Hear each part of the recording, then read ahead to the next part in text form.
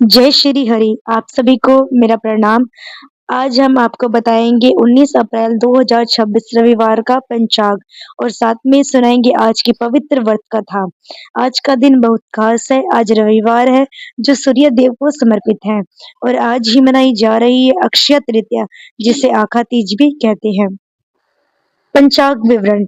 वैशाख माह शुक्ल पक्ष तृतीया तिथि है जो 19 अप्रैल को सुबह 10:49 से शुरू होकर 20 अप्रैल को सुबह 7:27 तक रहेगी। नक्षत्र भृणी नक्षत्र सुबह 7:10 तक रहेगा। उसके बाद कृतिक नक्षत्र शुरू होगा। योग आयुष्मान योग रात 8:01 तक है। सूर्योदय सुबह 5:52 तक, सूर्यास्त शाम 6:48 तक रहेगा। ऋतु वसंत, विक्रम संवत 2083। शुभ मुहूर्त। आज पूजा का सबसे शुभ समय सुबह 10:49 से दोपहर 12:20 तक है। दोपहर का शुभ समय 1:58 से 3:35 तक रहेगा। शाम का शुभ समय 6:49 से रात 10:57 तक रहेगा। अक्षय तृतीया का महत्व। भाइयों और बहनों, अक्षय तृतीया को अभुज मुहूर्त कहा जाता है। इसका मतलब है इस दिन किसी भी शुभ कार्य के लिए अलग से मुहूर्त देखने की कोई जरूरत नहीं है। इस तिथि पर किया गया दान, जाप, तप और पुण्य कभी क्षय नहीं होता। इसलिए इसे अक्षय यानी कभी न खत्म होने वाला, फल देने वाला दिन कहा जाता है।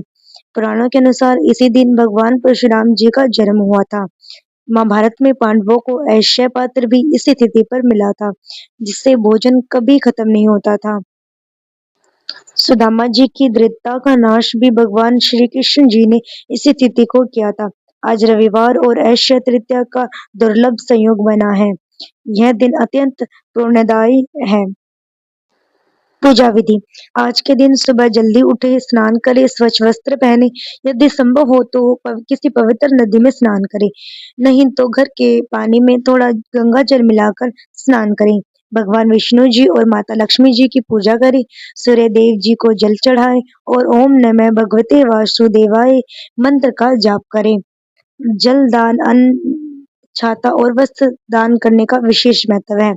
गर्मी के मौसम में प्यासों को पानी पिलाएं तो वो और भी ज्यादा पुण्य मिलेगा। गर्मी के मौसम में प्यासों को पानी पिलाना भी बहुत ही पुण्य का कार्य होता है।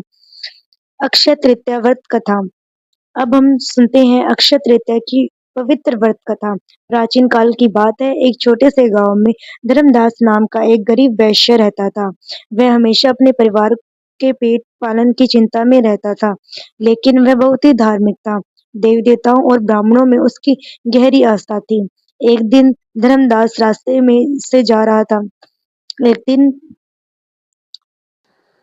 एक दिन धर्मदास रास्ते से जा रहा था। तभी उसने कुछ ऋषियों के मुख से अक्षय तृतीया व्रत का महत्व सुना।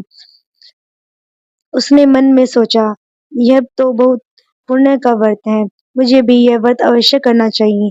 जब अक्षय तृतीया का दिन आया, धर्मदास ने सुबह जल्दी उठकर गंगा में स्नान किया, विधि पूर्वक देवी देवताओं की पूजा की और व्रत रखा। फिर अपने समर्था के अनुसार फिर अपने सामर्थ्य के अनुसार जल से भरे घड़े, पंखे, नमक, जौ, चावल, सेतु, गेहूं, गुड़, घी इत्यादि दान दिया। धनदास की पत्नी और परिवार वाले उसे रोकने लगे। वह कहने लगा, इतना सब दान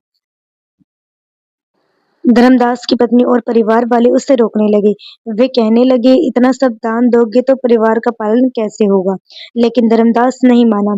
उसने पूरी श्रद्धा से दान और पुण्य किया। इसके बाद हर साल जब भी अक्षय तृतीया आई, धर्मदास ने उसी भक्ति और श्रद्धा से व्रत किया, दान किया, पूजा की। उसकी पत्नी उसे दान से रोकती रही, लेकिन धर्मदास अपने धर्म के रास्ते से नहीं हटा। जीवन के अंत में धर्मदास का देहांत हुआ। अगले जन्म में वह एक क्षत्रिय के रूप में जन्मा। इस जन्म में उसे अपार धन संपदा और सुख की प्राप्ति हुई। उसने बड़े बड़े यज्ञ किए, गोदान, स्वर्ण और अन्नदान किया, गरीबों और जरूरतमंदों की मदद की। इतना दान के बाद भी उसकी संपत्ति कभी कम नहीं हुई। यह सब उसके पूर्व जन्म के किए गए अक्षय तृतीया के व्रत का प्रभाव था। माना जाता है कि यही राजा आगे के जन्मों में भारत के प्रसिद्ध सम्राट चंद्रगुप्त के रूप में पैदा हुए। फल और समापन। जो भी इस कथा को सुनता है और विधिवत दान से पूजा करता है, दान करता है, उसे अक्षय पूर्णिमा की प्राप्ति होती है। फल और समापन। जो भी इस कथा को सुनता और विधि विधान से पूजा और दान करता है, उसे ऐश्वर्य पुण्य की प्राप्ति होती है और उसके जीवन में सदा सुख समृद्धि बनी रहती है। भाइयों और बहनों, आज के इस पवित्र दिन पर श्री भगवान विष्णु जी की और माता लक्ष्मी जी की पूजा करें, सूर्य देव को जल चढ़ाएं, जो बन सके वो दान करें, मन में श्रद्धा रखें, भगवान आप सभी की मनोकामनाएं पूरी करेंगे। जय श्री हरि, जय माता लक्ष्मी जी। अक्षय तृतीया की हार्दिक शुभकामनाएं। आप सभी को अक्षय तृतीया की हार्दिक शुभकामनाएं।